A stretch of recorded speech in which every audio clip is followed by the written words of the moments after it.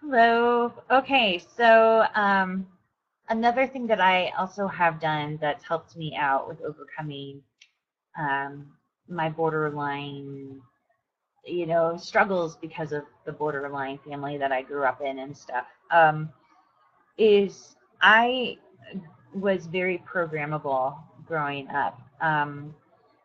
Because when you are taught to not trust yourself, but to or not to believe in yourself, but that mommy dearest knows best and all that kind of stuff. Because obviously your borderline mother needs to be able to control her children and control you and make sure that you never leave her. Um, what I had learned, of course, is to not have a sense of my own center, my own self. And so I was very programmable.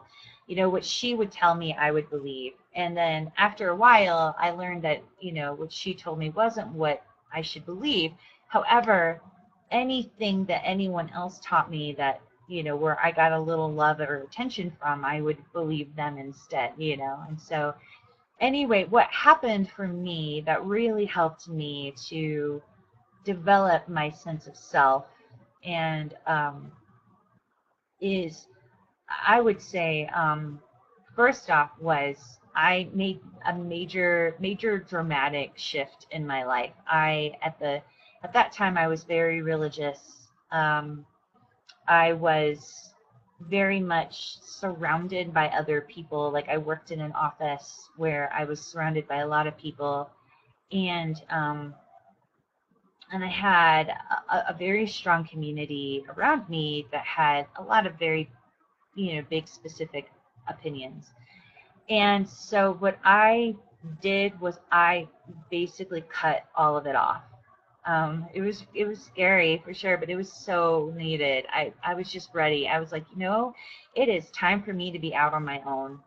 I need to connect with me and not with what someone else's concept of God was. I need to hear what God in me, like instead of listening to all these other people and trying to please them, I need to please myself. And so I need to basically kind of cut or distance myself from like almost all of these people. So I went from having this very huge community of people and to just being really almost by myself with just a few good friends. And of course, I also disconnected myself more and more from my family. That was huge, and that definitely took some time as well.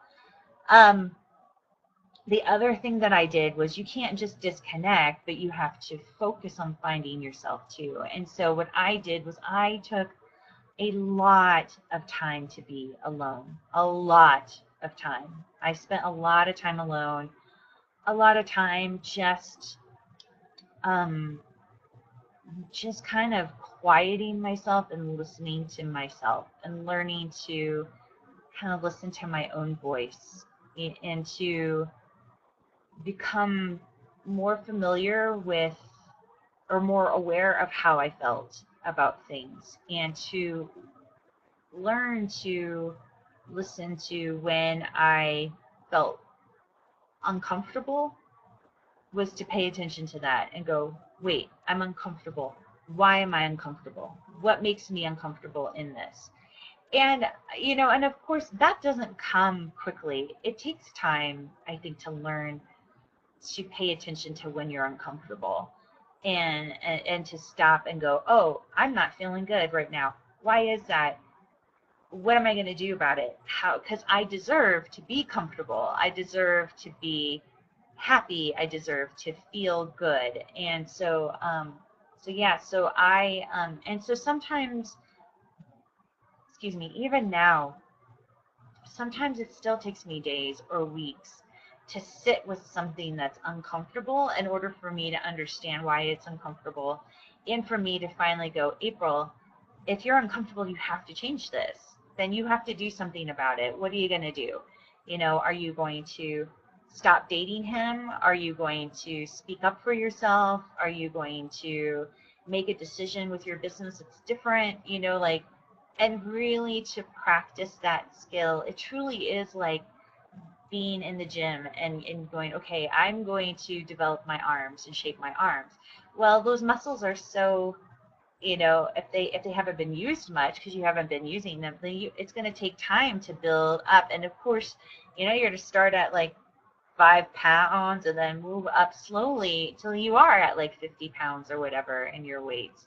So that's what I learned to do, was to very slowly, like, learn to sit with my uncomfortableness and then be okay with it, and then go, okay, what am I going to do to change that? And so that's how I learned to deprogram myself and to learn to move to being more centered in myself and to not be so programmable, but to really listen to my own program, which is my own heart and my own mind and body. When I would be uncomfortable and say, okay, I'm going to change this, then I'm not going to do that. I'm still struggling with it. It's not something that I'm great at yet. I would say, like, if you're lifting weights, from, instead of maybe 5, I'm probably more at, like, I would say like 20 pounds, where I'm getting much better, where I can at least at first like verbalize, like, wait, this is not making me feel good, and then I pay attention to, like, if all of a sudden I'm craving food, because that's my thing, is I go into food mode when I'm uncomfortable, is when I'm like, wait, what's going on? Why am I going to the fridge? Like, what's really making me uncomfortable? And then trying to address that, in a proactive way. So I'm still very much in that process, but I do have to say, like, at least I can see the progress, and it's really cool. 'Cause so now when people say, oh, you should believe this or that, or, oh, well, this is the thing about you, or this is the thing about your business, I really start to filter that based off of myself now more. And I have to say, it's incredibly cool and incredibly powerful. And I feel like I'm me, and I feel like I am who I am, and that I'm a normal, healthy, grounded, whole person, and stuff. So anyway, yeah, everything that I was intended to be. So I hope this helps.